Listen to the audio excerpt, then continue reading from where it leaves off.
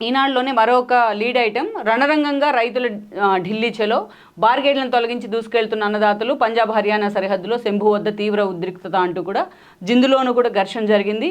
బాష్పవాయువు rubber బుల్లెట్లు ప్రయోగించిన పోలీసులు 24 మంది పోలీసులు 40 మంది రైతులకు గాయాలు అంటూ కూడా మనం చూస్తూ ఉన్నాం. నల్ల చట్టాలకు సంబంధించి వ్యవసాయ చట్టాలకు గతంలో మోడీ సర్కార్ ఎలా అయితే ఒక యాక్ట్ని తీసుకొచ్చిందో దాన్ని వ్యతిరేకిస్తూ అటు పంజాబ్ నుంచి కానీ ఇటు హర్యానా ఢిల్లీ పరిసర ప్రాంతాల నుంచి రైతులంతా కూడా చాలా సీరియస్గా, తమిళనాడు నుంచి కూడా ఈవెన్ దాదాపు 6 నెలలకు పైగా వాళ్ళు ధర్నాలు నిరసన కార్యక్రమాలు చేశారు. రోడ్ల మీద వండుకొని తింటూ అక్కడే నివసిస్తూ ఎన్నోసార్లు అటు పోలీసులకి వాళ్ళకి మధ్య ఘర్షణ జరుగుతూ వచ్చింది. ఎన్నోసార్లు దాన్ని చాలా సక్సెస్ఫుల్గా సబ్సైడ్ చేసిన పరిస్థితి ఉంది.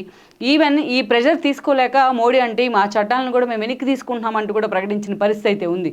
కానీ అయితే ఇక్కడ ఒక డిమాండ్ ఏంటంటే ఈ రోజున హర్యానా రైతులు కానీ అదేవిధంగా పంజాబ్ లాంటి చోట నుంచి కానీ రైతులు డిమాండ్ చేస్తూ ఉంది. ఆ రోజు చట్టాలను వెనక్కి తీసుకున్న తర్వాత కొన్ని అమెండ్మెంట్స్ పెట్టారు దానిలో.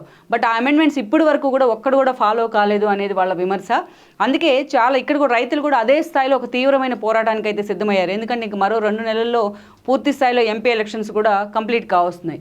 అలాంటి సిచ్యువేషన్లో ఇక గవర్నమెంట్ మారిందో లేకపోతే కొత్త గవర్నమెంట్ మళ్ళీ మోడీ వచ్చినా తమను పట్టించుకునే అవకాశం ఉండదు అనే ఆవేదనతోనే వాళ్ళంతా కూడా రోడ్డెక్కే ప్రయత్నం చేశారు.